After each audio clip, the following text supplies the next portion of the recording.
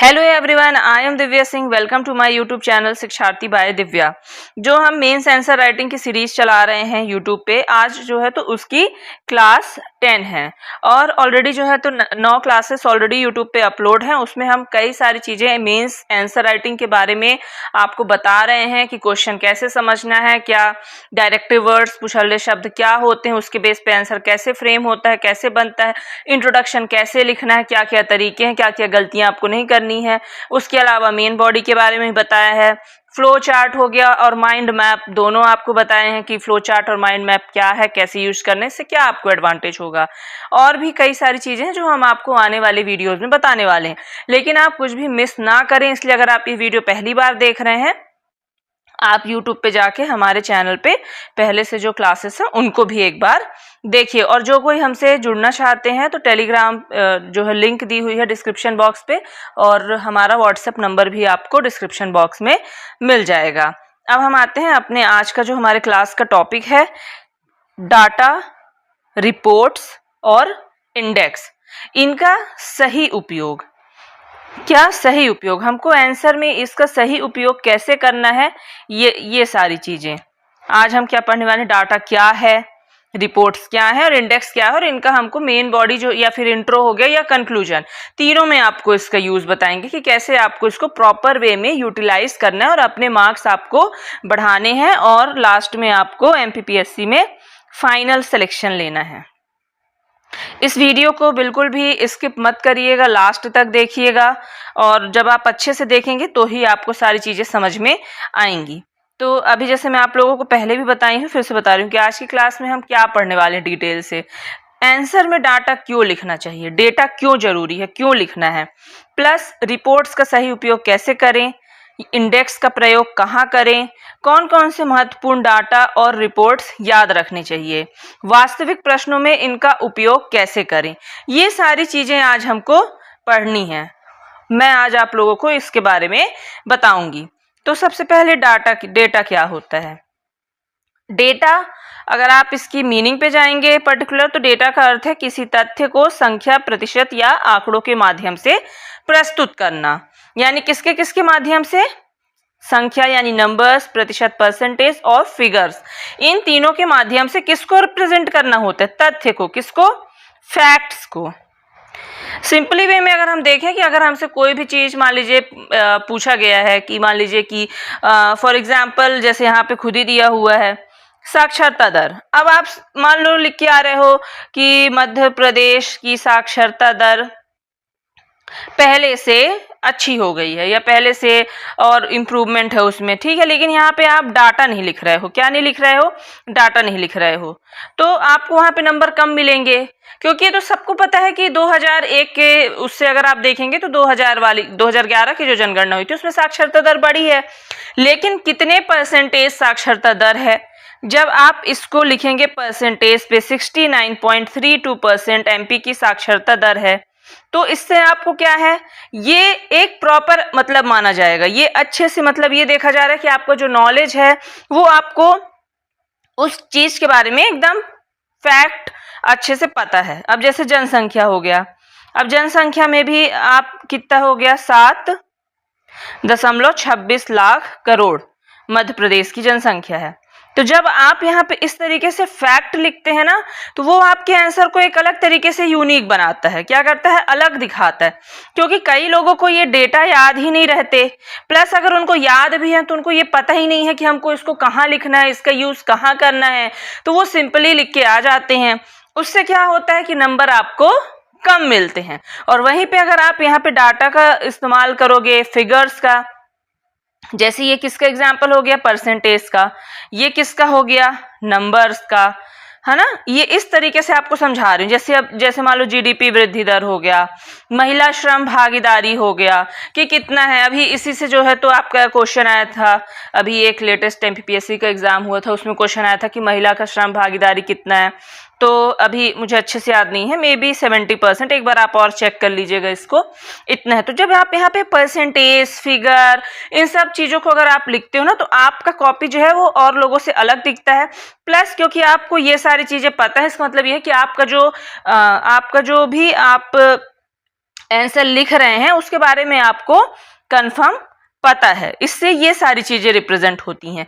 इसलिए हमको जो डेटा होता है ना, डेटा का यूज करना चाहिए। वन क्षेत्र का प्रतिशत हो गया, जो फॉरेस्ट सर्वे रिपोर्ट आती है उसमें आपको वन क्षेत्र का प्रतिशत चाहे भारत का हो चाहे मध्य प्रदेश का हो, प्लस फिर जिले वाइज जो है तो आपको आंकड़े भी मिल जाते हैं, फिगर्स भी मिलते हैं, प्रतिशत, सारी चीजें आपको इससे मिलती हैं। गरीबी से जुड़े आंकड़े हो गए।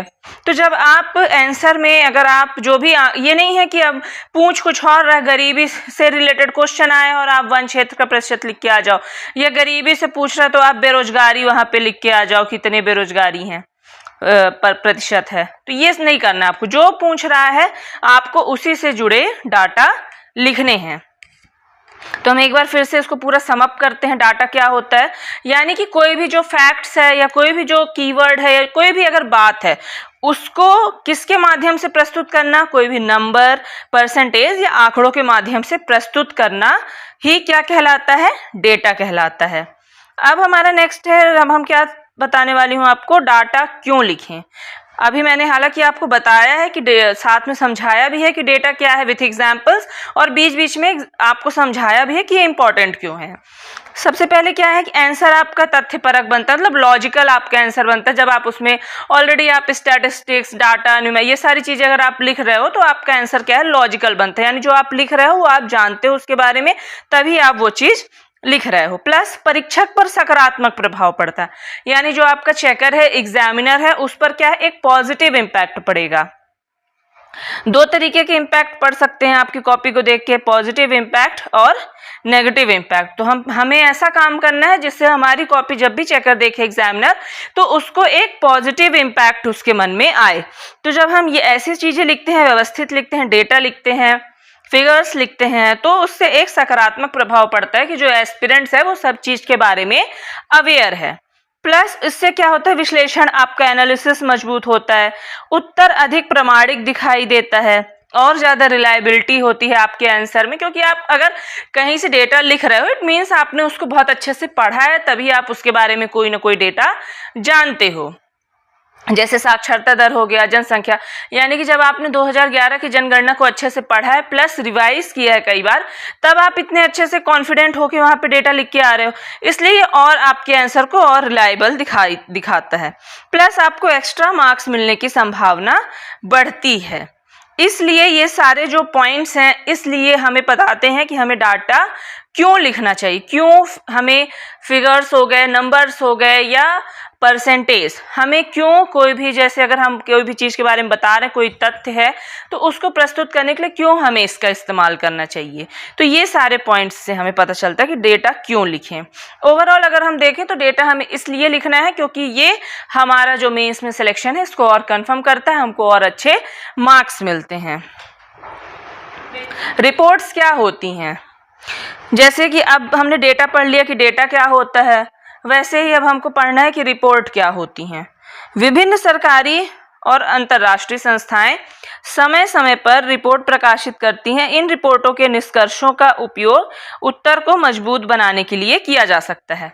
जैसे कई सारी, आप चाहे अंतर्राष्ट्रीय हो चाहे राष्ट्रीय संस्थाएं हो, कई सारी, जैसे वर्ल्ड बैंक की रिपोर्ट आती है, प्लस IMF हो गया, इंटरनेशनल मॉनेटरी फंड, इसकी रिपोर्ट हो गई, कई सारी, जो WTO की अपनी एक अलग रिपोर्ट आती है। अगर हम राष्ट्रीय में जाएं तो नीति आयोग की कई सारी रिपोर्ट आती हैं, जैसे कि उसके अलावा जैसे NFHS सर्वे होता है, राष्ट्रीय परिवार स्वास्थ्य सर्वेक्षण सर्वे, उसके जो कंक्लूडिंग पॉइंट्स होते हैं। आर्थिक सर्वेक्षण जो है तो हर साल होता है, चाहे भारत का हो चाहे मध्य प्रदेश का हो, और आर्थिक सर्वेक्षण पे आपको विशेष ध्यान देना है। क्यों? क्योंकि आर्थिक सर्वेक्षण आपके प्री के लिए भी इंपॉर्टेंट है, प्लस आपके मेंस के लिए भी। आर्थिक सर्वेक्षण से डायरेक्ट क्वेश्चन पूछे जाते हैं, इसलिए आर्थिक सर्वेक्षण आपको हमेशा पढ़ना है। फिर उसके अलावा भारत वन स्थिति रिपोर्ट हर 2 साल में ये रिपोर्ट आती है। इसमें पूरे भारत के जितने भी वन हैं उनके बारे में बताया जाता है, सबसे ज्यादा वन कहाँ है, चाहे प्रतिशत में हो चाहे नंबर में हो। उसके अलावा मतलब स्टेट वाइज भी इसमें रहता है, प्लस स्टेट में जिले वाइज भी रहता है, सघन वन कहाँ है, मध्यम वन या खुले वन कहाँ है, ये सारी चीजें आपको किससे पता चलती हैं, जो रिपोर्ट आती है India state of forest report, उससे पता चलता है। तो इसको भी पढ़ना, और ये भी बहुत ही इंपॉर्टेंट है। प्लस यूएनडीपी की मानव विकास रिपोर्ट, ह्यूमन डेवलपमेंट रिपोर्ट होती है, उसको आपको पढ़ना है। विश्व बैंक की विकास रिपोर्ट, यूनेस्को की शिक्षा संबंधी रिपोर्ट, ये कुछ एग्जाम्पल्स हैं। इसी तरीके से अगर आप इकोनॉमिक्स में हैं तो आपको वर्ल्ड बैंक, IMF और WTO, इन सब की रिपोर्ट आपको पढ़नी चाहिए। और प्लस आर्थिक सर्वेक्षण, ये आपको जरूर पढ़ना है। अगर आप इकोनॉमिक्स के कोई पेपर के लिए तैयारी कर रहे हैं तो ये आपको पढ़ना है। इन रिपोर्ट्स में जो है तो आपको पता चलता है कि जो अभी हाल में ही जो भी चीजें हैं तो उसमें स्थिति क्या है। चाहे अगर आप अंतर्राष्ट्रीय पढ़ेंगे तो आपको पता चलेगा कि भारत की स्थिति पूरे विश्व में क्या है। अगर आप भारत का पढ़ रहे हैं, जैसे नीति आयोग की रिपोर्ट आती है तो उसमें स्टेट वाइज रहता है कि कौन से स्टेट का मतलब कि ज्यादा अच्छा प्रदर्शन परफॉर्मेंस है, कौन से स्टेट का नहीं है। प्लस सस्टेनेबल डेवलपमेंट रिपोर्ट आती है, इंडेक्स आता है, उसको पढ़ना है। इस तरीके से आपको रिपोर्ट पढ़नी है, क्योंकि रिपोर्ट से करंट जो चीजें होती हैं उनके बारे में हमको पता चलता है। और रिपोर्ट ये दिखाता है कि हम अभी जो करंट सिनेरियो है उसके बारे में हम अवेयर हैं, चाहे वो नेशनली हो या फिर इंटरनेशनली हो। और इंटरनेशनली हमको और कंट्री का नहीं पढ़ना रहता है, मेन हमारा जो रहता है फोकस वो इंडिया के ऊपर ही रहता है, क्योंकि अब हमारे में वर्ल्ड का कोई सिलेबस है नहीं। इसीलिए हमको अगर कोई भी रिपोर्ट पढ़नी, चाहे वो UNDP की हो या विश्व बैंक की, लेकिन हमको किस उससे पढ़नी है, व्यू पॉइंट से, इंडिया के पॉइंट ऑफ व्यू से पढ़नी है। और यदि प्रश्न शिक्षा, स्वास्थ्य, गरीबी, इन सबको नोट डाउन करते जाइएगा, पोषण, पर्यावरण या मानव विकास से संबंधित हो तो इन रिपोर्टों का उल्लेख उत्तर की गुणवत्ता यानी कि क्वालिटी को इम्प्रूव करता है। क्या करता है? क्वालिटी को बढ़ाता है। अगर शिक्षा के बारे में पूछा गया है तो आप इजीली जो है तो बता सकते हैं, चाहे जनगणना से हो या फिर कोई रिपोर्ट हो उसके थ्रू। स्वास्थ्य तो जैसे स्वास्थ्य नीति आ गई, प्लस उसके अभी हमने पढ़ा नेशनल फैमिली हेल्थ सर्वे हो गया, अभी लेटेस्ट में 5 का है, इससे स्वास्थ्य के बारे में रिपोर्ट हो गया। गरीबी हो गया, पोषण हो गया, पर्यावरण या मानव विकास से संबंधित, इन सब के बारे में है जो है तो रिपोर्टें कई सारी हैं। और आपको इनके लिए रिपोर्ट का उल्लेख अगर आप कर रहे हैं तो आपके आंसर की क्वालिटी को बढ़ाता है। सीधे से समझिए कि अगर आप मान लीजिए लिख रहे हैं, आपसे क्वेश्चन पूछा गया कि मध्य प्रदेश की स्वास्थ्य का मतलब वर्तमान परिदृश्य बताइए, कुछ भी बताइए, तो आपने उसमें सकारात्मक, नकारात्मक सब पक्ष लिखे कि अभी क्या है, अभी क्या है। लेकिन अगर वहां पे आप रिपोर्ट लिख दिए हैं कि NFHS 5 के अकॉर्डिंग कुपोषण दर इतना है या प्रजनन दर इतना है, फर्टिलिटी रेट इतना है, तो उससे क्या होगा कि वो अगर आपको वहां पे एग्जामिनर 7 मार्क्स के क्वेश्चन में अगर 3 नंबर देने वाला होगा तो पक्का आपके 1 नंबर जरूर बढ़ जाएंगे, यानी 3 से आप 4 नंबर पे आ जाओगे। ये होता है रिपोर्ट लिखने का इंपॉर्टेंस। ठीक है, अब हम पढ़ेंगे कि इंडेक्स क्या होता है। इंडेक्स किसी देश या राज्य के प्रदर्शन को, परफॉर्मेंस को विभिन्न मानकों पर, किस पे? मानकों पर, यानी स्टैंडर्ड्स पर, डिफरेंट स्टैंडर्ड्स पर मापने वाला, मेजर करने वाला सूचकांक होता है। ठीक है, यानी कि कोई भी देश है, अब अगर हम वर्ल्ड की बात कर रहे हैं तो उस पे क्या होगा कि जैसे मानव विकास सूचकांक हो गया फॉर एग्जांपल, तो वो मानव विकास सूचकांक क्या है? इंटरनेशनल लेवल, उस पे क्या है कि सारे जो विश्व के देश हैं या वर्ल्ड की कंट्रीज हैं उस पे अपन इंडिया का देखते हैं। एक वहाँ पे ऑलरेडी जो है तो मानक बने हुए हैं, स्टैंडर्ड्स ऑलरेडी सेट है, उस पे हम देखते हैं कि इंडिया की स्थिति क्या है, इंडिया किस पोजीशन पे है। ठीक है, और अगर यहीं पे अगर बात की जाए नेशनल लेवल पे अगर कोई होता है तो उस पे देखा जाता है कि स्टेट का जो है तो क्या वहाँ पे लेवल है। ठीक है, एग्जाम्पल देखिए, जैसे मानव विकास सूचकांक हो गया, plus global hunger index, global gender gap index, multi dimensional poverty index, बहुआयामी गरीबी सूचकांक। इसमें जो है तो सबसे पहले मध्य प्रदेश है जिसने बहुत लंबे स्तर पे जो है तो बहुत लोगों को गरीबी से निकाला है। ईज ऑफ डूइंग बिजनेस, सतत विकास लक्ष्य सूचकांक। अब जैसे सतत विकास लक्ष्य सूचकांक हो गया, इसमें क्या है कि पूरे जितने भी स्टेट हैं उनकी अलग अलग रैंकिंग है कि कौन सा स्टेट फर्स्ट पे है, कौन सा सेकंड पे है। इस तरीके से ये इंडेक्स वर्क करता है। इसमें ध्यान क्या रखना है हमको कि यदि किसी भी रैंक या आंकड़े का उपयोग करते समय यदि मतलब अगर हमको कोई भी मतलब जानकारी लिखनी है तो वो कैसी हो, लेटेस्ट होनी चाहिए। कैसी होनी चाहिए, लेटेस्ट होनी चाहिए। और अगर आपको लेटेस्ट इंफॉर्मेशन नहीं याद है, मान लीजिए सबसे पहली बात तो लेटेस्ट रैंक याद होनी चाहिए। अगर नहीं याद है तो फिर हमको क्या करना है, पुरानी लिख के आ जाना है क्या? नहीं, पुरानी बिल्कुल भी लिख के नहीं आना है। उस टाइम पे क्या करना है, उस टाइम पे हमको सिर्फ इंडेक्स का नाम लिख देना है, बस। क्या करना है, सिर्फ इंडेक्स का नाम। जैसे मानव विकास सूचकांक लिख के आना। अब मानव विकास सूचकांक की हमको पहले की रिपोर्ट पता है, प्रीवियस ईयर की, बट करंट ईयर की नहीं पता है। तो हमको ऐसी स्थिति में क्या करना है, ऐसी स्थिति में हमको केवल सूचकांक का नाम लिखना बेहतर होता है। देखिए एमपीपीएससी में जो एग्जामिनर है वो बेवकूफ नहीं है, आपसे तो बहुत ज़्यादा होशियार हैं, बहुत ज़्यादा उनको सब चीज़ों का एक्सपीरियंस है, समझ है, तब जाके वो कॉपी चेक कर रहे हैं। इसलिए कभी भी ये गलती, कई बच्चे क्या होते हैं ना कि उनको अगर सही चीज़ें नहीं भी पता है ना तो वो गलत लिख के आ जाते हैं, सोचते हैं कि ये तो कॉलेज का एग्ज़ाम है कि यहाँ पे तो अननोटिस्ड हो जाए, लेकिन वो नोटिस होगा। क्यों? क्योंकि आप इतने बड़े एग्जाम आप दे रहे हो तो वहां आपको कुछ भी गलत नहीं लिखना है।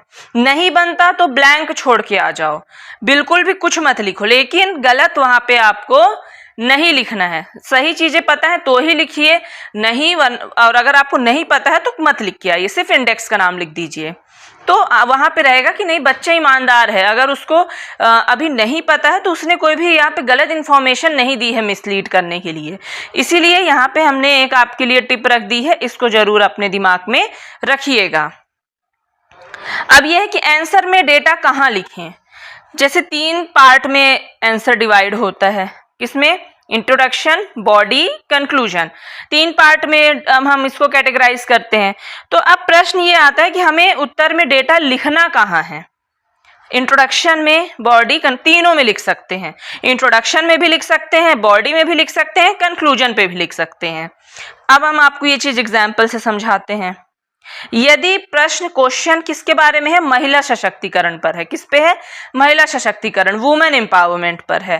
तो अगर आपको इसको इंट्रोडक्शन में लिखना है, भूमिका में लिखना है, तो आप क्या लिखेंगे, महिला सशक्तिकरण से यानी वुमेन एम्पावरमेंट से रिलेटेड कोई भी सर्वेक्षण या रिपोर्ट का उल्लेख वहां पे किया जा सकता है। और अगर आपको मान लीजिए यही चीज बॉडी में लिखनी है, मुख्य भाग में लिखना है, तो क्या होगा, डेटा के साथ में आपको एनालिसिस भी प्रेजेंट करना पड़ेगा। क्यों?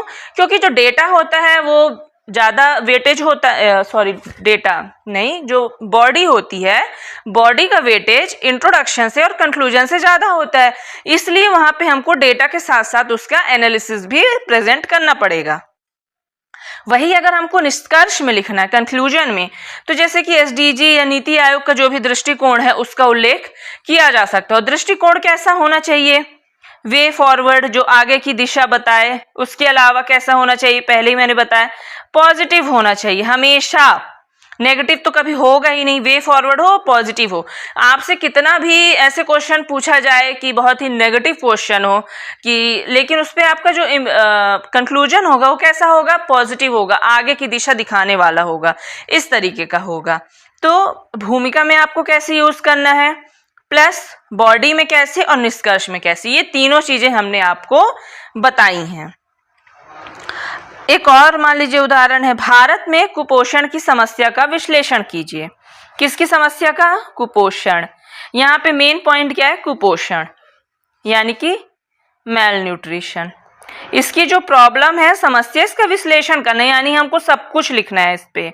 हमको यहाँ पे इसके कारण क्या है, इसके प्रभाव क्या होते हैं, प्लस इसका समाधान क्या है, तीनों चीजें हमको यहाँ पे बतानी है। तो अब यहाँ पे हम क्या कर सकते हैं, नेशनल फैमिली हेल्थ सर्वे के निष्कर्षों का उल्लेख कर सकते हैं। फिर नीति आयोग के पोषण संबंधी क्या प्रयास हैं, तो ये समाधान जब आप लिखेंगे तो नीति आयोग के पोषण संबंधी प्रयास लिख सकते हैं। पोषण अभियान हो गया, एसडीजी 20 हंगर का संदर्भ, समाधान। इस तरीके से आप जो है तो डेटा, रिपोर्ट्स, इंडेक्स का यूज कोई भी क्वेश्चन में आप कर सकते हैं। खासकर अगर वो गरीबी, शिक्षा, महिला सशक्तिकरण, कुपोषण, किसी के बारे में भी है जिसके बारे में ऑलरेडी रिपोर्ट जो है तो पब्लिश होती हैं, या तो फिर उनके, या फिर सस्टेनेबल डेवलपमेंट हो गया, उसके बारे में भी आप लिख सकते हैं क्योंकि उसका इंडेक्स होता है, उसके बारे में लिख सकते हैं, प्लस रिपोर्ट होती है सस्टेनेबल डेवलपमेंट की। तो ऐसे जो भी क्वेश्चन होते हैं जहां पे आप इन सब का यूज कर सकते हैं तो बेझिझक आप बिल्कुल यूज कीजिए, क्योंकि ये आपके आंसर को और अच्छा बनाएगा, प्लस आपको और ज्यादा अच्छे नंबर इससे मिलेंगे। किन विषयों में डेटा सबसे अधिक उपयोगी है? कौन कौन से? जैसे अर्थव्यवस्था, अर्थव्यवस्था मैंने आपको पहले ही बताया कौन कौन से, जैसे कि आर्थिक समीक्षा हो गया, इकोनॉमिक रिव्यू, आर्थिक सर्वेक्षण, इकोनॉमिक सर्वे, ये हो गया। ये बहुत ही ज्यादा इंपॉर्टेंट है प्री के पॉइंट ऑफ व्यू से भी और मेंस के पॉइंट ऑफ व्यू से, क्योंकि इसमें बहुत सारी चीजें होती हैं जो कि एक फाइनेंशियल ईयर के बारे में बताया होता है, चाहे आप इंडिया के उसमें पढ़िए, और एमपीपीएससी में आपको एमपी का आर्थिक सर्वेक्षण पढ़ना ही पढ़ना है और बहुत ही अच्छे से पढ़ना है। आप इसको बिल्कुल भी स्किप नहीं कर सकते, ना प्री न मेंस किसी में। प्लस आप नीति आयोग की रिपोर्ट हो गया, ये सारी चीजें, मतलब कि इसमें आपको अर्थव्यवस्था, इकोनॉमिक सब्जेक्ट में आपको डेटा बहुत ही ज्यादा यूजफुल होता है। प्लस समाज, स्वास्थ्य, शिक्षा, पर्यावरण, महिला एवं बाल विकास, मध्य प्रदेश विशेष, शासन एवं लोक प्रशासन, ये सारे विषय जो बताए हैं इन सब में जो डेटा है वो सबसे अधिक उपयोगी, यानी डेटा तो आपको सब क्वेश्चंस में आप लिख सकते हैं, लेकिन इनमें ज्यादा यूजफुल है, इनमें ज्यादा आपको लिखने का प्रयास करना चाहिए। अब इसकी तैयारी कैसे करें?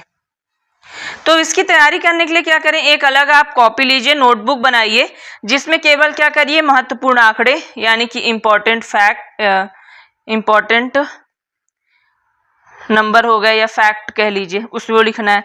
प्रमुख रिपोर्टें, आवश्यक सूचकांक, सरकारी योजनाएं, संवैधानिक अनुच्छेद कॉन्स्टिट्यूशनल प्रोविजंस और महत्वपूर्ण उद्धरण, यानी कि जैसे कि कई सारे फेमस ऑथर हो गए, उन्होंने कोई भी चीजें कही होती हैं उसको आपको ऐसे इन्वर्टेड, डबल इन्वर्टेड कॉमास के अंदर करके आपको लिखना है। ये सारी चीजें आपको याद करनी है, मतलब ये तैयारी करनी है आपको। एक अलग कॉपी बना के, एक अलग नोटबुक बनाकर आपको महत्वपूर्ण आंकड़े, प्रमुख रिपोर्टें, आवश्यक सूचकांक, सरकारी योजनाएं, जो गवर्नमेंट की वेलफेयर स्कीम्स चलती हैं कई सारी, वो आपको लिखनी है।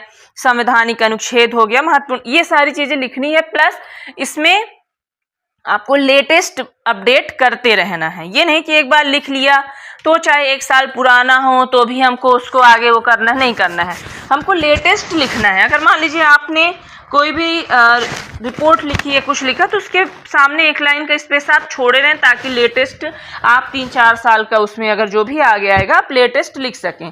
लेटेस्ट ही होना चाहिए, ये हमेशा याद रखना है। फिर सामान्य गलतियां, कॉमन मिस्टेक्स, गलत आंकड़े लिख देना। कई बार बच्चे क्या होते हैं कि गलत आंकड़े लिख देते हैं, गूगल से सर्च किया, अब उसमें 2-3 आंकड़े आ रहे हैं तो उनको जो सही लगा या देखिए लिख लिए। कई बार क्या होता है कि सही लिखा होता है लेकिन हमें देखने में या लिखने में कुछ गलती हो जाती है जिसके कारण गलत फैक्ट्स लिख जाते हैं। तो ये नहीं करना है आपको, इससे बचना है। पुराने आंकड़ों को नवीन बताना, कई लोग क्या करते हैं कि 2025 के आंकड़े पढ़े वही 2026 के मेंस में लिख के आगे नहीं करना है। 2026 के लिए आपको अलग से जो है तो फैक्ट याद करना है, लिखना है उसी में, और नए नए यानी कि आपको अपडेट करते रहना है। क्या करना है? अपडेट। बहुत अधिक आंकड़े भर देना, कई लोग क्या करते हैं कि बहुत ज़्यादा ही फैक्ट्स भर देते हैं, ये आपको नहीं करना है। जितना जरूरी हो, जितना सफिशिएंट हो, उतना ही आपको facts, figures, data, report, index लिखना है, उससे ज़्यादा नहीं लिखना। जितना आपके लिए जरूरी हो सिर्फ उतना ही लिखें। डेटा लिखकर उसका विश्लेषण ना करना, कई लोग सिर्फ लिख लेते हैं बट उसको एनालाइज नहीं करते हैं, एनालिसिस नहीं करते, आपको उसका एनालिसिस भी करना है। फिर क्वेश्चन से असंबंधित रिपोर्ट जो रिलेटेड नहीं होती हैं उसको भी जोड़ देते हैं, ये नहीं करना है आपको। जो प्रश्न से रिलेटेड रिपोर्ट हो सिर्फ उन्हीं को जोड़ना है। टॉपर टिप्स क्या है? कुछ टिप्स हैं जो कि मैं आप लोगों को बता रही हूँ। हमेशा विश्वसनीय स्रोतों के आंकड़े याद करें। फॉर एग्जाम्पल, अगर आपको नीति आयोग की कोई रिपोर्ट पढ़नी है तो आप नीति आयोग की वेबसाइट पे जाके उसको सर्च करें और उसके बाद पढ़ें। 10 से 15 महत्वपूर्ण रिपोर्टें और 10-15 प्रमुख सूचकांक अच्छी तरह तैयार रखें। जो भी टॉपिक हमने बताए उससे रिलेटेड रिपोर्टें और सूचकांक, आपको इंडेक्स आपको अच्छे से याद होने चाहिए, वो आप याद करके रखें। यदि आपको एकदम एग्जैक्ट संख्या याद ना हो तो गलत संख्या नहीं लिखना है, हमें पहले भी ये चीज़ बताई है। तो वहाँ पे आपको ये नहीं कि आपको नहीं बनता है तो गलत नहीं लिख के आना है, बेहतर है रिपोर्ट का नाम और निष्कर्ष लिखें। डेटा केवल उसके लिए नहीं है कि आप उसको सजा रहे हैं, उसके लिए नहीं होता, बल्कि आपका जो एनालिसिस है, आपके जो तथ्य हैं, जो आपका लॉजिक है, उसको और मजबूत करने का माध्यम होता है। यानी सिर्फ एक इसको सजावट या इसको एक एज अ प्रेजेंटेशन के तौर पे नहीं देखना है, बल्कि इसको आपको अपने आंसर के बूस्टर के रूप में देखना है। ये सारी चीज़ें आज हमने आपको जो डेटा, रिपोर्ट्स और इंडेक्स के बारे में बताई हैं, आई होप आपको अच्छे से समझ में आ गई होंगी और आप अब इनका अच्छे से यूटिलाइज कर रहे होंगे। अगर पहले कर भी रहे होंगे, कुछ और भी डाउट रहा होगा, तो आई होप कि आपका सब डाउट इनसे रिलेटेड क्लियर हो गया होगा। और अगर आपको ये वीडियो अच्छा लगा हो तो वीडियो को लाइक कीजिए, चैनल को सब्सक्राइब कीजिए और कमेंट कीजिए। Thank you.